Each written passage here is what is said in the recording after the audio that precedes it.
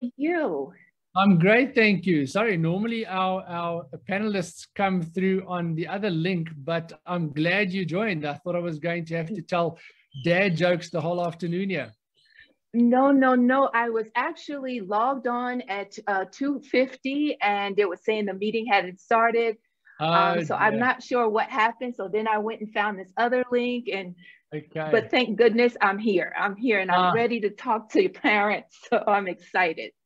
Excellent, excellent. You know, and 90% of our applicants in our program are all parents, you know, so, I don't know if Sasha told you, but we've actually had, obviously, people on our green room before talking about a similar topic, but it feels like, I don't know if you know that I'm also a parent of two kids, a boy that is about to go into the teenage years and a daughter of 10, that, you know, you can never have enough help on these things. So I think it's maybe God's way of telling us, listen, you've got to spend more time in motivating your children in what they need before they immigrate. So Sharoya, let me just, okay, cool. So let me just start there then. I'm going to give a slight introduction to you, and then I'm going to ask you just to fill in the gaps, if that is okay. Sure. Am I supposed to be on camera or? Yeah, if you want to put your camera on, that'll be great. So if the people doesn't seem to be giving me that option. Let me try and ask you that. Oh, no, hold on. No, I've done it wrong again as well now. Promote to panelist. There you go. Now you're a panelist. Okay. Should be able to.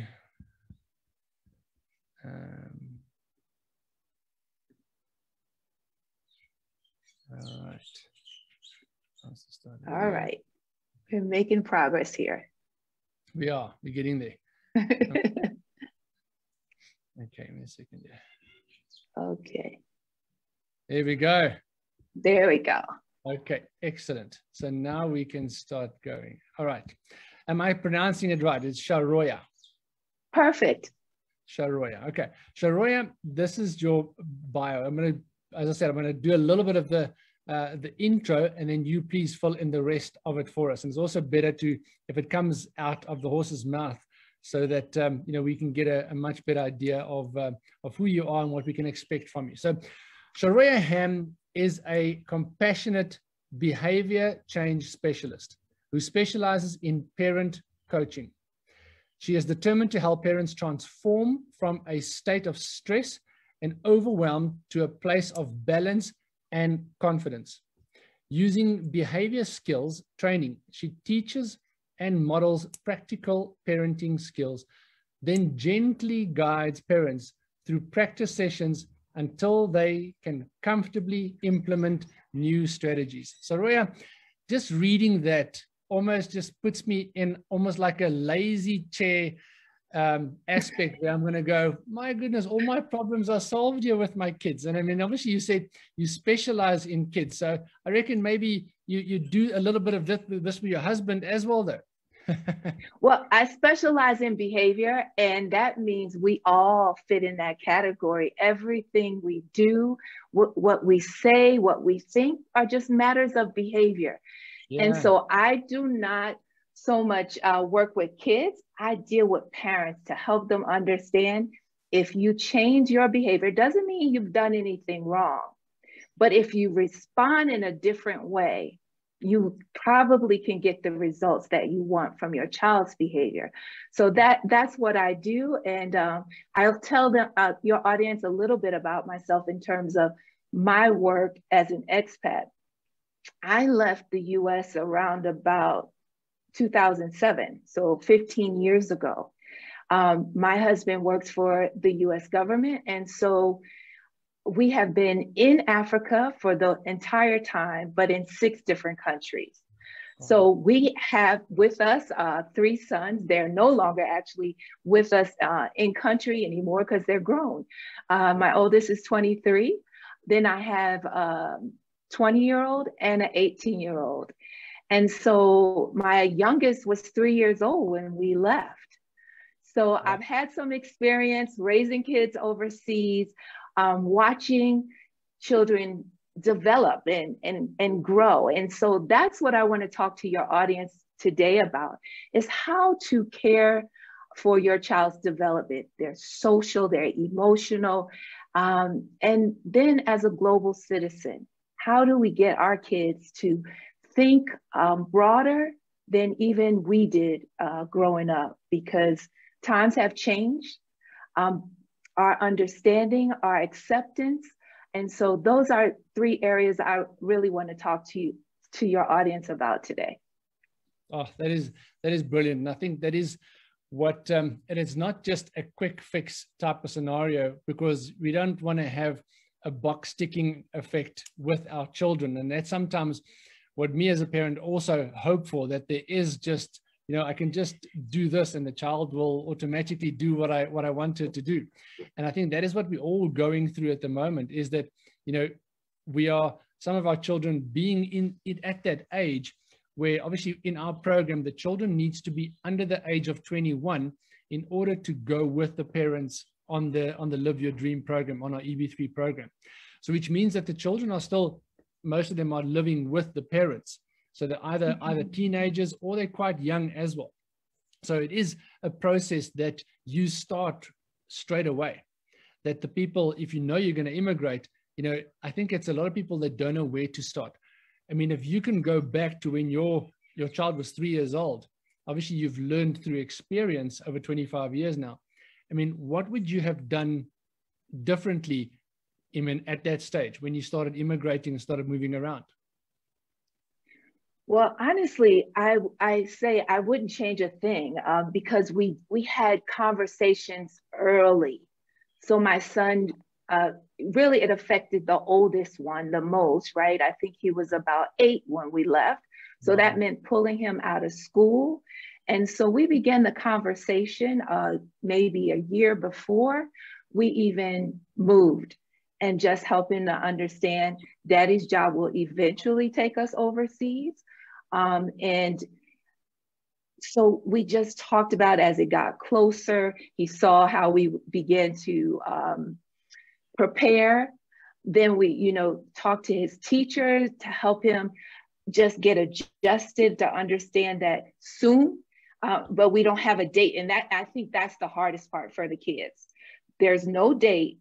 We just keep saying it's coming. And for them, you know, the quantity of time is really hard to measure when you're that age. And so I think, but now with my older son, he has expressed that his whole thing was his image of Africa was what was stirring anxiety. Not that he wasn't informed, or so he had this image and thinking, how can I live there when they don't have what we have? And so that's what he had to overcome. Whereas I would think your audience is quite the opposite. They've had so much exposure to American culture and movies that the kids kind of know, I think, what they're in for, or have some idea of what it looks like, how people sound, how people behave. At least, you know, from afar, they have a pretty good understanding. And so I think that was the biggest challenge. And okay, so with that said, maybe what I could have done differently, but I didn't know. I should have found out more about what's there on the ground. But I was just figuring, like, let's just get there, because I have enough on this side of the Atlantic Ocean to deal with. But again, he didn't go to the level of anxiety where I felt concerned. But again, looking back and hearing his story from his side of his point of view, yes, that was his biggest challenge. Yeah. So obviously communication is key in all of these aspects that you cover with the children. And I mean, like you said, it is the opposite that you experienced, but it's still an overwhelming aspect of the unknown that you need to manage. I mean, how do you manage that unknown for the children? I mean, what advice can you give parents at the moment to start navigating that unknown for the children? You know, and first of all, I want your audience, because what was it? Dr. Marchetti Mercer, you had as a guest, professor. If you haven't taken a look at that video, I think parents, you need to go back. I'm not sure what episode it is in the green room, but go back and look to watch that video so you can understand the process of transition and how exciting it is at the beginning. Then it can go through many different shades. And we can't always say whether a kid is going to adjust well, or they may have some emotional challenges. You don't know. But I want to paint a picture of a flagpole. Tall, the flag is just blowing. And at this point, parents have made a decision to say, I am moving.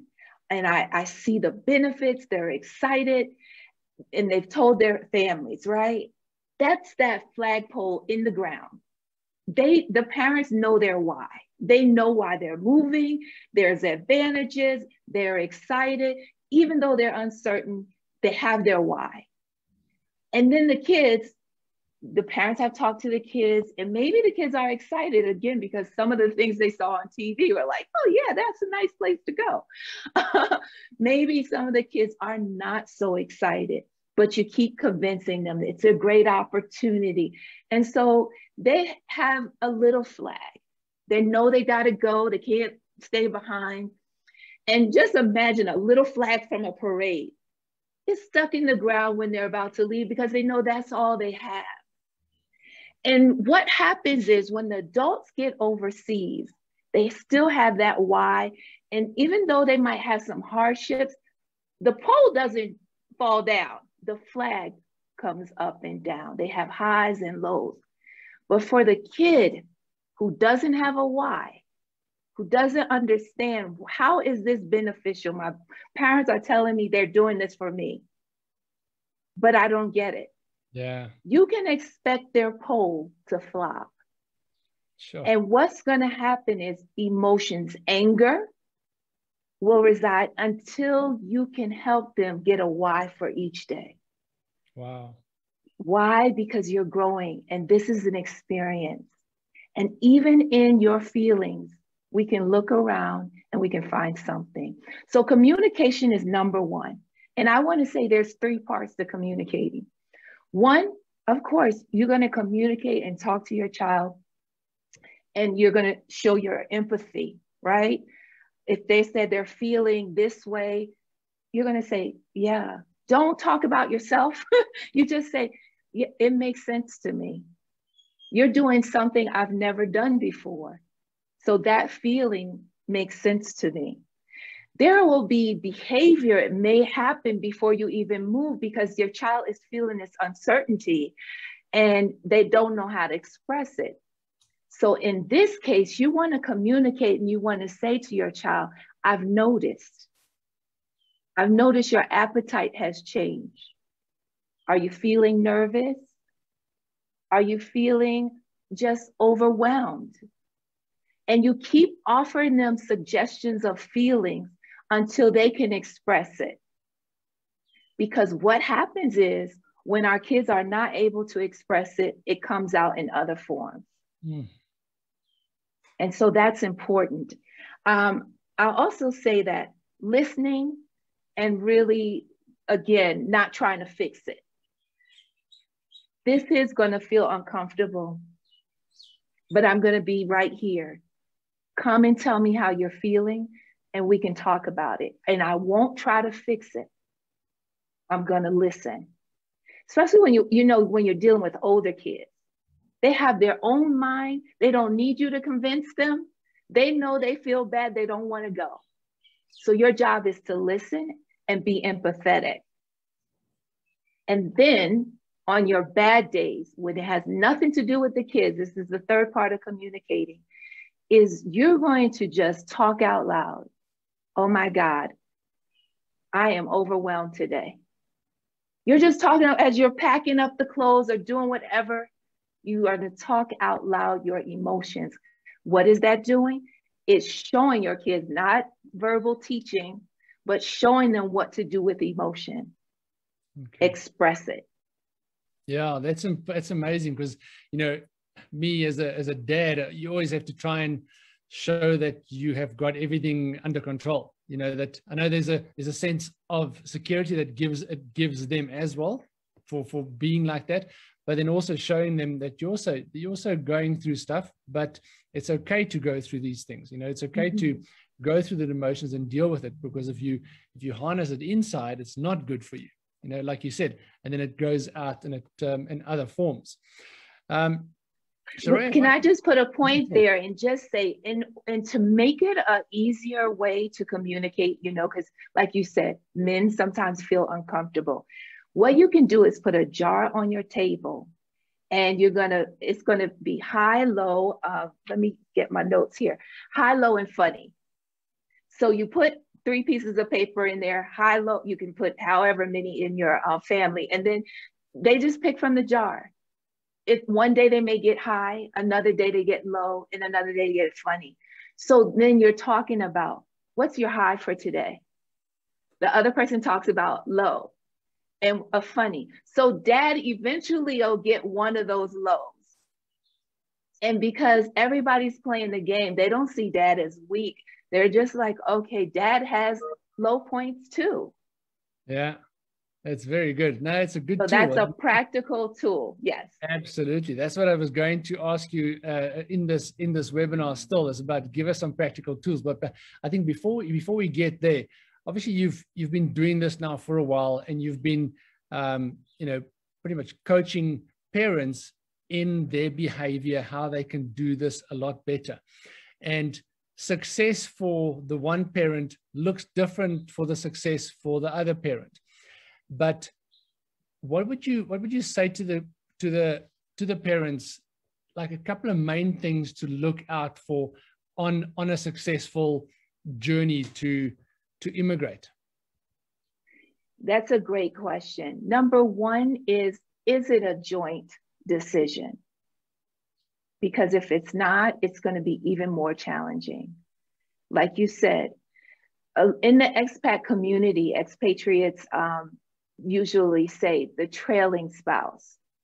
So the spouse who's going to go for work is the working spouse. The other one is the trailing, even if they have a job, but it's not going to be the dominant one. And I told everyone in the beginning, I am not a trailing spouse. I am a supporting spouse. And this was a decision, a joint decision. I saw the benefits, and I understand there's sacrifices that I'm making, but it is a decision that I choose to make. If a spouse is not on board, I would say to you all, to this couple, you need to pause and you need to maybe consider waiting, because your behavior of frustration is going to affect your whole family. Not just when you get there, but even now, I'm sure it's affecting the kids if you're not on the same page, if you don't feel like this is a joint venture. So parents, get that together first and seek support. If you need to talk it out, seek support.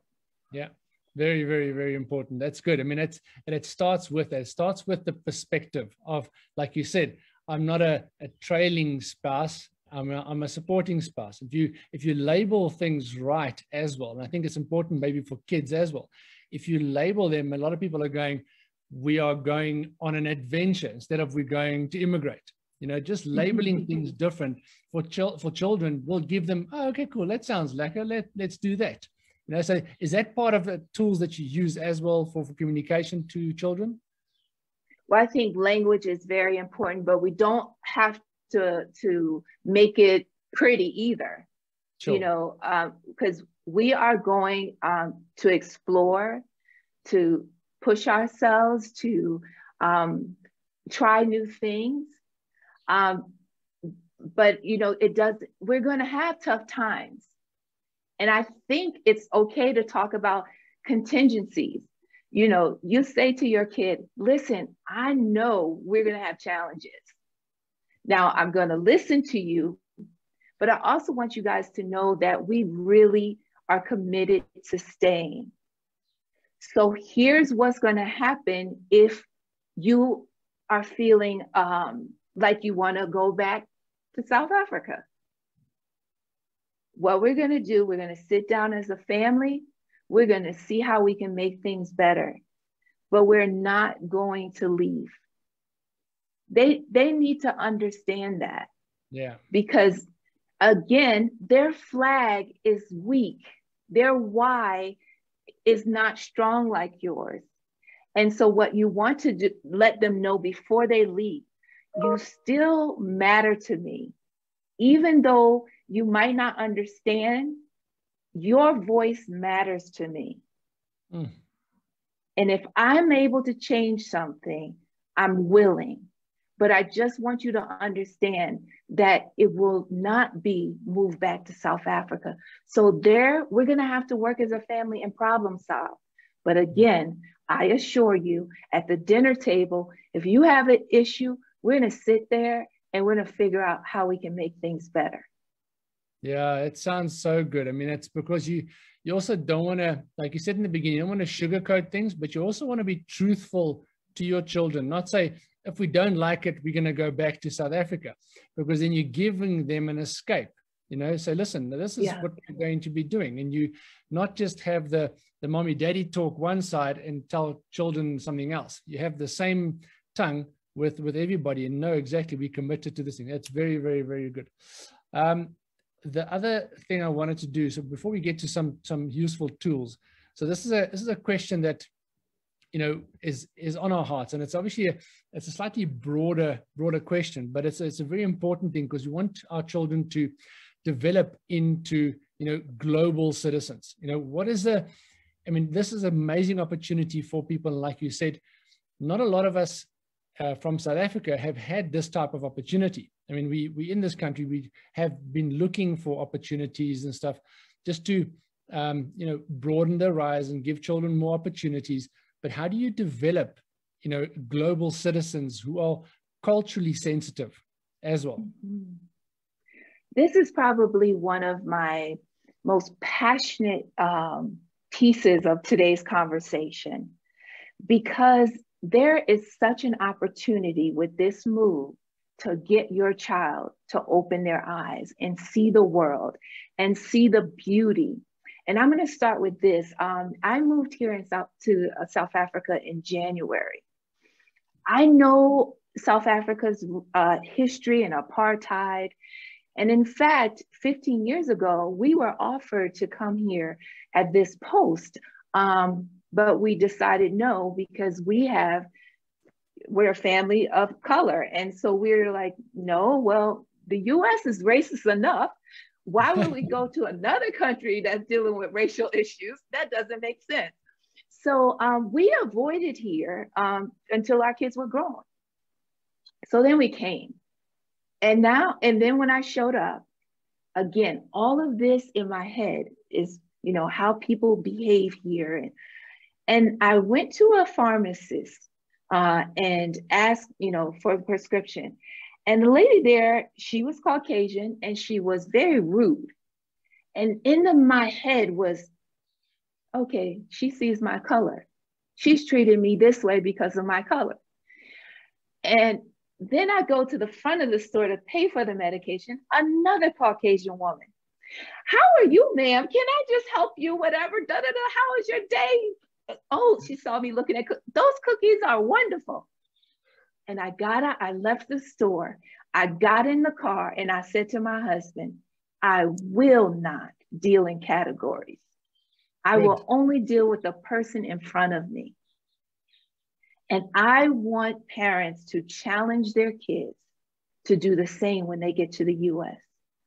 Because I want the kids to understand, in surrendering who you are and allowing people to label you limits yourself.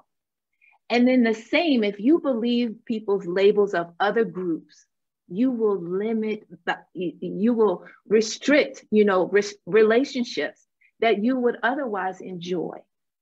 And so I have 3 things that I want to help parents to understand to develop the skill of acceptance. And number one is another practical thing. I say to families, grab some rubber bands, give them to everybody in the family. In my family, this is what we play at every change of post. We do not allow ourselves, and we do it in a fun way, to talk about the last country we left. For about a month, we do a month. I'll say to parents a week. So now we're talking about, once do you get there, right? You've laid the foundation of communication here, and now you're there. And at first, everything is really spicy and exciting. But then you'll find yourself, if you're not careful, going, well, this is how we do it in South Africa, and I don't understand why they do it this way. And so we would just keep ourselves from saying the last country so we could just focus on the country we were in. And what we did is, if we caught someone saying the last country we lived in, we would take their rubber band. So everybody starts out with like 3 a day. And whoever at the end had the most rubber bands, you know, we celebrate, they get a little dollar or something. That's amazing. But making it fun to move past, you know, and not compare. This is in the beginning, right? Because later on, when you get frustrated, you don't need people trying to dismiss and like, look at the good things, because you're gonna miss home. And so then the next thing on acceptance is accepting of the culture. You know, just even here, like I said, I need to research roundabouts. Instead of allowing your kids, I would like for parents to consider just grabbing a journal, a notebook, and for you to come again. I think the dinner table is just going to be the best place for that bonding and connection, to understand your kids will know that they're not the only one feeling this way. And so there's a tendency to call things stupid when you don't understand. And so I want parents to get a notebook and call it the I Wonder notebook. And so whatever is confusing them, they can change it into I wonder why. And then they too, if they can go figure out why, they can ask people why, and then come back at another dinner table and tell everybody why, then they earn a point. Or somebody else in the family can go and research. So for me here in South Africa, I wonder, why are there so many roundabouts? And I was just like, I need to investigate this, because when I heard myself saying it was stupid, I had to catch myself, because there's usually a reason why people do what they do. And so if we can teach our kids at a young age to investigate rather than complain, that is going to be a brilliant skill they can use, not just in the US, but in companies would like that. You know, that is a marketable skill. That is brilliant. Yeah. Very good. I mean, what I liked about this thing, and I mean, also it all connects in, you know, with the success that you want, is how intentional you are with what you're trying to put into this thing. I mean, the basic tools that you've been giving us now, obviously those things are practical tools and they're simple. But once again, it will take a bit of effort for you to implement them. You know, some people might think it's, this is silly to do this type of thing, but it is so useful and so practical. And it was in your bio, it does say you just do practical behavioral methods to help people. And that's what we do as well. I think maybe as South Africans, we complicate certain things as well. But I've also heard when you were mentioning that, you know, accepting things from where you go, accepting the culture where you are, don't try and change it. That I've heard many people, I mean, obviously in the beginning, we had a lot of people, well, not in the beginning, but still a lot of people moved to Australia. And when the South Africans get to Australia, they find the Australians, you know, they're quite cliquey because they don't want to mix with the South Africans. Meantime, the South Africans are trying to make the Australians more South African. you know, by telling them, guys, you're doing it this way, we do it this way. You know, you almost don't let go from South Africa. You want to bring South Africa to the country where you're going, and you want to change the people. And I mean, there's a lot of differences in America. America is on the imperial system, drive on the other side of the road. There's a lot of things different to it. And you guys still write out checks. I mean, the first thing we would probably have to get used to is doing checks again, because we're all about, you know, the internet transfers that we can do at the moment. And we find ourselves, you know, being more sophisticated in that area, but it doesn't matter. A check still works for America, and that's what you do. You accept it and you move on. And that's how you'll find more happiness, and your children won't catch that attitude of, oh, hold on, but I'm still South African, but these people must change. These people are doing things differently, or these people are stupid, you know, as you would say. Meantime, you just don't understand why they do it that way. But it's an amazing practical tool. And I'm going to definitely make note of that one where it says, I'm going to put, you know, the why are things differently? Why are things like that? Let them ask the questions and let them do a game on that, and, you know, and learn that way. I think it's brilliant. So I think it's awesome tips. I think one, if you can, and obviously we're close to running out of time, but if you can leave us with one or two more practical tools, just so that we can maybe, before we go and immigrate. Now, I don't know if you have any tools that you do beforehand. So most of the tools that you've mentioned now are tools once you are in another country. Are there any other tools that you can use before we go to another country? I think the communication is the key, Okay. but also making it fun before you leave, because what happens is when you leave, you know, most people want their food, so that's one of the things you miss. But what I found is I missed was humor, and so just helping kids understand. Like looking into some of the idioms that Americans use. So just type in Google American idioms and have the kids come to the dinner table again and go, I found this idiom. And then ask everybody at the table, what do you think it meant? You know, find some of the phrases, you know, I think you have other families there that await them, right? And support them when they get there. Is that the case? Some of them do. Okay, because I would just ask, you know, what is some of the slang in the area? So they could learn that a little bit before they go, and just find out some of the concerns they have and what can you do to allay those concerns before you go. So for us, when we move to a different country, we usually join a Facebook page of expats. You know, they're on the ground, so we can ask them questions. You can find out what the kids, if they're older ones, they can type the questions in themselves and find out, you know, that empowers them. Like, I want to be on a swim team. What's there? What's there on the ground? So helping them again find why would this be beneficial for them? And so I would say start that investigation process here. There were also, you did an interview with parents who talked about how they're engaging their kids beforehand. I would suggest parents to go again and watch that video, because they're giving you real life, what is happening right now as they walk through this transition. Yeah, no, it is. That is exactly why we do this. And I mean, obviously the family aspect of immigration is the most important. Yes, the other things are all processes that you have to follow, and it's important to take some of your stuff across if you still want to do that and how to do it. But the people you go with is the most important. I think that's why we emphasize the family and the children so much, because you want people to be that side and be happy.